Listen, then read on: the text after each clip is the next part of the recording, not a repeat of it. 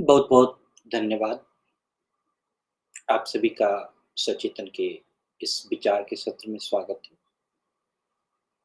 हम सचेतन के विचार के सत्र में प्रेरणादायक और विचारशील कहानियाँ आपके साथ साझा करते हैं। आज की जो कहानी है वो विश्वास और मित्रता की परीक्षा की कहानी है, जो हमें सिखाती है कि सच्ची मित्रता और विश्वास और समझ से परिपूर्ण होती है। अगर मित्रता है तो समझ भी चाहिए और विश्वास भी चाहिए। और कल हमने कहा था कि मित्रता का एक परिचय दिया था कि मित्रता हमेशा एक छाया की तरह होती है। जिस प्रकार से छाया धीरे, धीरे, धीरे आगे बढ़ता है और आप देखेंगे कि दोपहर तक जो है छाया एकदम अपने कीर्तिमान पर आ जाता है। उसी प्रकार से मित्रता जो है वह धीरे, धीरे आगे बढ़ के ऊपर तक आती है। तो कल की ही कहानी का ये अंश है कि एक जंगल में जो लघुपतनक नाम का कौवा था और हिरण्यक नाम का चूहा, दोनों रहते थे। लघुपतनक ने हिरण्यक से मित्रता करने की इच्छा की, लेकिन हिरण्यक जो है, चूहा जो है, वो सतर्क था और विवेकी था। तो उसने कहा कि मित्रता तभी सफल होती है जब दोनों पक्ष में विश्वास हो। शत्रु के साथ तो कसम खाकर भी सुलह पर भरोसा नहीं करना चाहिए।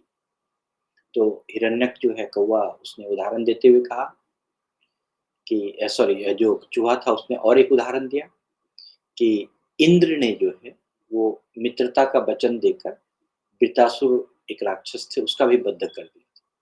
तो बिना विश्वास बनाए कोई शत्रु को बस नहीं कर सकता।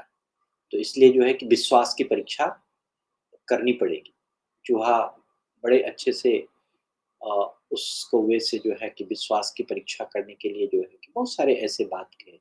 उसने यह भी कहा कि पानी का जो वेग है, धीरे-धीरे नाव में घुसकर उसे डुबो देता है। उसी तरह से शत्रु चाहे कितना भी छोटा हो, धीरे-धीरे नाश करता है। और विश्वासी का विश्वास नहीं करना चाहिए और विश्वासी का भी बहुत भरोसा नहीं करना चाहिए, दोनों ही चीज़ का। अब जो कौवा था वो लघुपतनक, वो कहा कि मैं तो सज्जन हूँ और सच्चे मन से तुझसे जो है कि मित्रता करना चाहता हूँ। अगर तुझे भरोसा ना हो तो तुम अपने बिल, जो जहाँ चूहा रहता है उसको बिल कहते हैं, उसको दुर्ग में रहते हुए तुम मुझसे बात करो, तुम मेरे आमने-सामने मत आओ। तो हिरण्यक ने विचार किया, चूहे ने विचार किया कि कौवे की सच्चाई को समझा और उसने कहा कि मैं तुम्हारे साथ मित्रता करूँगा, लेकिन एक शर्त है, तुम मुझे कभी मेरे किले में प्रवेश नहीं करोगे, कभी भी तुम मेरे बिल में नहीं आओगे। तो बत कौवे ने भी वचन दिया कि ऐसा ही हो और इस प्रकार से दोनों सच्चे मित्र बन गए। अब धीरे-धीरे मित्रता का विकास होने लगा, धीरे-धीरे प्रगाढ़ होने लगी मित्रता। दोनों मित्र एक-दूसरे की मदद करने लगे। कौवा हिरण्यक के लिए जो है म मांस लाता था, पकवान लाता था। बदले में हिरण्यक जो है रात को चावल और भोज्य पदार्थ कौवे को के लिए लाता था। तो हिरण्यक ने कहा कि अब तो ठीक है, जो सच्ची मित्रता है, जिसमें कि लेना और देना दोनों ही है, प्रेम का आदान-प्रदान, गुप्त बातें साझा करना ज़रूरी है। ये मित्रता का आधार है। तो इस प्रकार से दोनों में अच्छी मित्रता हो गई। तो एकाएक जो है कि उस पूरे जंगल में अकाल पड़ गया। तो एक दिन जो है लघुपतनक दुखी होकर, कौवा जो है दुखी होकर हिरण्यक चूहे के पास आया और उसने कहा कि प्रिय हिरण्यक, इस जंगल में अब रहना संभव नहीं। अकाल पड़ चुका है, लोग भूखे हैं और हर जगह पर जाल फैले हुए हैं। मैं खुद एक बार जाल में फँस चुका हूँ, लेकिन किस तरह से बच निकला, अब मैं यहाँ इस जंगल में नहीं रहना चाहता हूँ। और अब मैं दक्षिण पथ पर, मैं एक तालाब है वहाँ जा रहा हूँ और वहाँ पर भी मेरा एक मित्र है जिसका नाम मंथरक है, वह कछुआ है, मैं उसके साथ रहना चाहता हूँ। तो अब चूहे ने कहा, हिरण्यक ने कहा कि मित्र मुझे भी अपने साथ ले चलो, मैं भी यहाँ काल में नहीं रह सकता। तो कौवे ने उत्तर दिया कि तुम मेरे साथ कैसे चलोगे? तो मैं तो आकाश मार्ग से उड़ूँगा। तो हिरण्यक ने कहा कि यदि तुम मेरी जान बचाना चाहते हो, तो मुझे अपनी पीठ पर बिठाकर ले चलो। कौवे ने खुशी-खुशी जो है इस प्रस्ताव को स्वीकार कर लिया। हिरण्यक कौवे के पीठ पर बैठ गया। कौवे ने कहा कि अब उड़ने के 8 तरीके को मैं उड़ने का 8 तरीका जानता हूँ। संपात, विप्रपात, महापात, निपात, वक्रपात, ऊर्ध्वपात लघुपात, तो मैं तुमको ये सारे 8 तरीके से उड़ाकर उस तालाब तक ले जाऊँगा। संपात का मतलब होता है धीरे-धीरे उड़ना, विप्रपात का मतलब होता है एकाएक ऊपर उठ के उड़ना, महापात होता है कि जोर से और तेज से उड़ना, और निपात का मतलब होता है उड़ते-उड़ते नीचे आना, वक्रपात का मतलब होता है टेढ़े-मेढ़े उड़ना, त्रियकपात का मतलब होता है तिरछे उड़ना, ऊर्ध्वपात का मतलब होता है ऊँचे आकाश में उड़ना, लघुपात का मतलब होता है चपलता और फुर्ती से उड़ना। तो कौवे जो है इस प्रकार से 8 तरीके से उसको उड़ाकर कौवा और हिरण्यक जो है, वो दोनों तालाब के पास पहुँचा, जहाँ मंथरक कछुआ रहता था।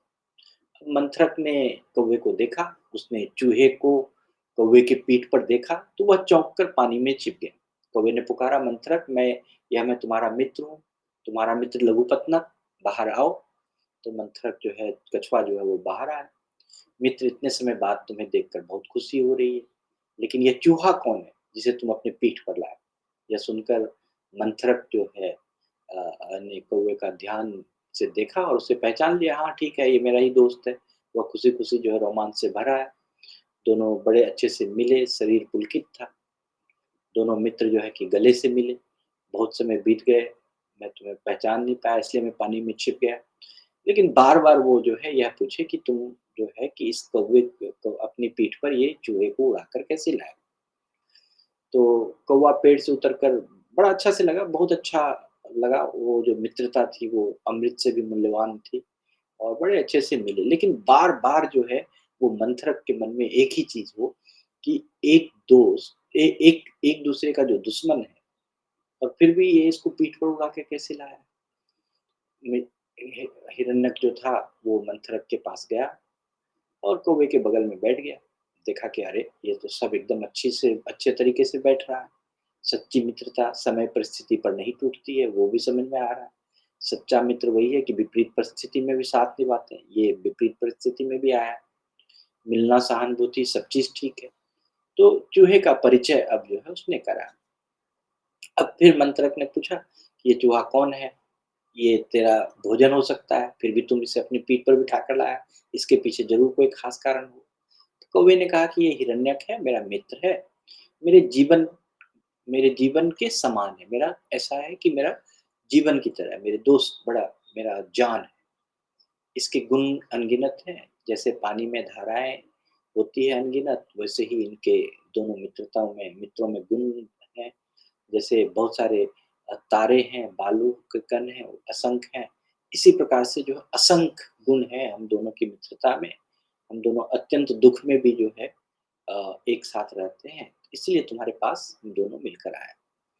अब हिरण्यक का बैराग मंथरक ने हिरण्यक से पूछा, जो कछुए ने था वो चूहे से पूछा कि प्रिय हिरण्यक, तुम्हारा वैराग्य का क्या कारण है? तुम कैसे यहाँ पर आ गए? वैराग्य का मतलब होता है कि देखो दुश्मन के साथ भी चल रहे हैं और कैसे हम भरोसा करके चल रहे हैं।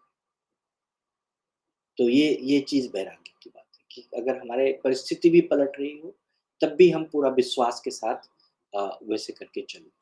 तो हिरण्यक ने जो चूहे ने था वो गहरी साँस लेते हुए कहा कि भाई मंथरक और लघुपतनक, मेरी कहानी बहुत लंबी है और लेकिन मैं तुम्हें बताने के लिए तैयार हूँ, कैसे मैं इस पर विश्वास करके यहाँ तक आया। तो अभी तक की कहानी में तो हमें बहुत अच्छा सीख सीख मिला है कि सच्चे मित्रता का जो साथ है, हर सुख और दुःख दोनों को मतलब कि सुख को और बढ़ा देता है, दुःख को छोटा कर देता है। इसलिए मित्र तो ज़रूरी है जीवन में। मित्रता वह रिश्ता है कि जो हर परिस्थिति में एक-दूसरे का सहारा बनता है। ये भी बड़ी अच्छी बात है। लेकिन दुःख और वैराग्य का कारण साझा करना मित्रता को और गहरा बनाता है। तो वो मैं आपको मित्रता का जो सही अर्थ है, कैसे हम वैराग्य और दुःख को साझा करते हैं, वो चीज़ देख रहे हैं। अभी तक तो दुःख का साझा आपने देखा, लेकिन मित्रता का एक भाग और भी है कि बिना किसी स्वार्थ को एक-दूसरे का साथ देना। अगर वहाँ पर मान लो कि स्थिति परिस्थिति बहुत गंभीर भी है, तब भी उसको साथ देना। तो हम अगले एपिसोड में जानेंगे कि हिरण्यक की जो दुःख भरी कहानी है, कि वो कैसे वैराग्य से जो है कि कैसे उसका मित्र उसका सहारा बन गया। तो मैं यही कहूँगा कि तब तक जो है कि आप अपने मित्रता को समय दें। अगर आपके जीवन में भी कोई मित्र है, तो उसके साथ ज़रूर साझा करें, उनकी भावनाओं को समझें, उनके हर परिस्थिति को समझें और उनको सहारा दें। तो तब तक के लिए धन्यवाद। लेकिन हम इस मित्रता का जो दूसरा पहलू है वैराग्य के बारे में, उसके बारे में भी आगे चर्चा करेंगे। तो आज के लिए इतना ही। बहुत-बहुत धन्यवाद, बहुत-बहुत आभार। और अगर आप सब में से किसी के भी मन में कोई अ, बात हो